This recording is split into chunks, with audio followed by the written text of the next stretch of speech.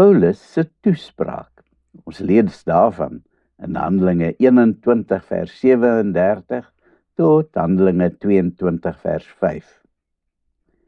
Wanneer Paulus die bevelvoerder Claudius Lysias in sy moedertaal Grieks aanspreek, is die soldaat baie verbaas. Hy was oortuig dat hy daardie Egiptenaar was wat so baie moeilikheid veroorsaak het. Die Egiptenaar ter sprake het homself voorgedoen as 'n profeet. So vertel die Joodse historikus Flavius Josephus. Hy het 'n klomp Jode opgesweep en hulle na die Olyfberg geneem. Daar moes hulle saam met hom wag vir die regte oomblik. Op sy bevel sou die mure van Jerusalem ineenstort, soos wat destyds met Jericho dan gebeur het. En dan sou hulle al die Romeine uit die stad uit verdryf. Daar was 'n groot skare mense in groot afwagting saam met hom op die Olyfberg. Voordat hy egter sy daad kon uitvoer, slaan die Romeinse garnisoen op hom toe en maak 'n klomp van hulle dood. Die Egiptenaar het in die woestyn van Judea ingevlug, saam met 4000 van sy volgelinge. Nee, Paulus is nie daardie Egiptenaar nie, so lig hy die bevelvoerder in. Hy is 'n Jood, maar nie sommer enige plaaslike Jood nie. Nee. Hy is afkomstig uit die belangrike kultuurstad Tarsus in Cilicië. En hy is 'n burger van daai stad. Die bevelvoerder moet dus besef dat Paulus Romeinse burgerskap het, en dus het hy voorregte wat die gewone Jode nie het nie. Laat my asseblief toe om die volk toe te spreek, versoek hy vir Claudius. Die bevelvoerder staan sy versoek toe, en Paulus gaan staan op die trap en draai na die rumoerige skare. Hy hou sy hande in die lug en die mense begin stil raak. Dan begin Paulus in perfekte Aramees met hulle praat. En skielik sak daar 'n doodse stilte toe.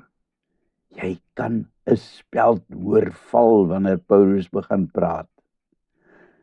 Dalk moet ek dit net hier noem dat wanneer die Nuwe Testamentiese skrywer praat van Hebreëus, dan word daar eintlik verwys na die algemene spreektaal van die Jode, Aramees.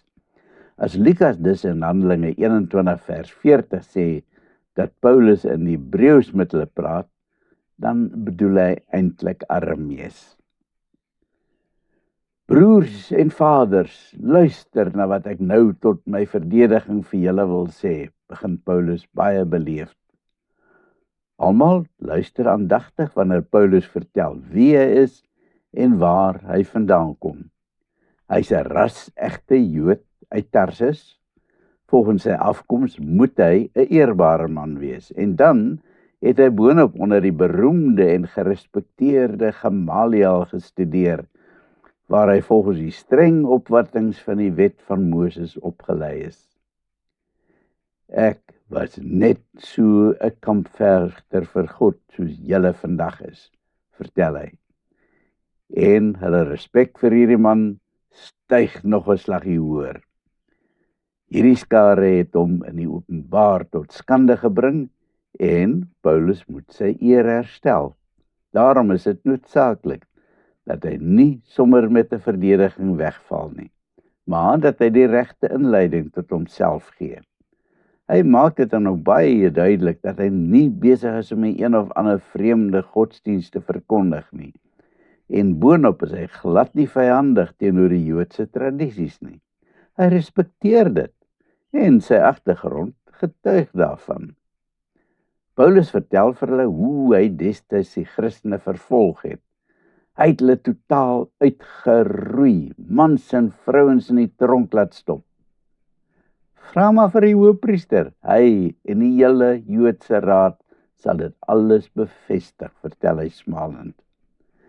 Ek het selfs bekendstellingsbriewe van hulle gekry, om Christene te gaan jag, so ver as Damaskus, voeg hy by.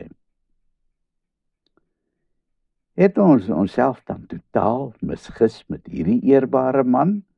Vra 'n paar ou ringkoppe vir mekaar. Sien ons hier 'n totaal ander sy van Paulus? Beslis nie.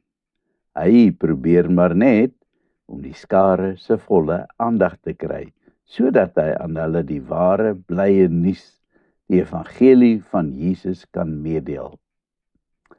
Later, wanneer hy in die tronk sit in Rome, skryf hy 'n brief vir die gemeente in Filippi.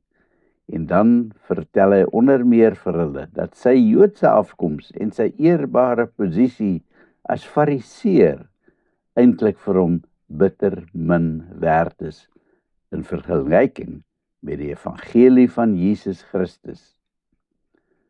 Filippense 3 vers 2 tot 7. Hy skryf in vers 7, maar wat eers 'n bate vir my was, beskou ek nou as waardeloos terwille van Christus. Ja, nog meer. Ek beskou alles as waardeloos, want om Christus Jesus, my Here te ken, oortref alles in waarde. Wat is die dinge wat vir ons waardevol is? Een sal sê dat sy werk vir hom van groot waarde is. Hy geniet sy werk en hy het goeie posisie. Iemand anders sal weer meen dat sy eiendom vir hom baie beteken. Hy het die huis met groot sorg ontwerp en gebou, of dalk het hy die plaas van sy oupa geërf, en dit is vir hom van groot sentimentele waarde. Vir ander is haar tuin, waarin sy soveel liefde gesit het, en wat die sieraad van die omgewing is, weer die groot waarde in haar lewe. Nou, kan jou gesin wees, jou kinders, jou ouers, jou vriende. Inderdaad is sulke dinge kosbaar, maar ons mag vir geen oomblik vergeet nie, dat hulle almal gawes van God is. En ons moet nie so verknog raak aan hierdie kosbarehede, dat dit 'n moeilike keuse raak tussen hulle en die Here nie. Kom ons bid. Here, dankie vir al die wonderlike dinge wat U vir my gegee het. Maar vir my is daar slegs een ding wat waarlik kosbaar is. En dit is om U as deel van my lewe te kan hê. Amen.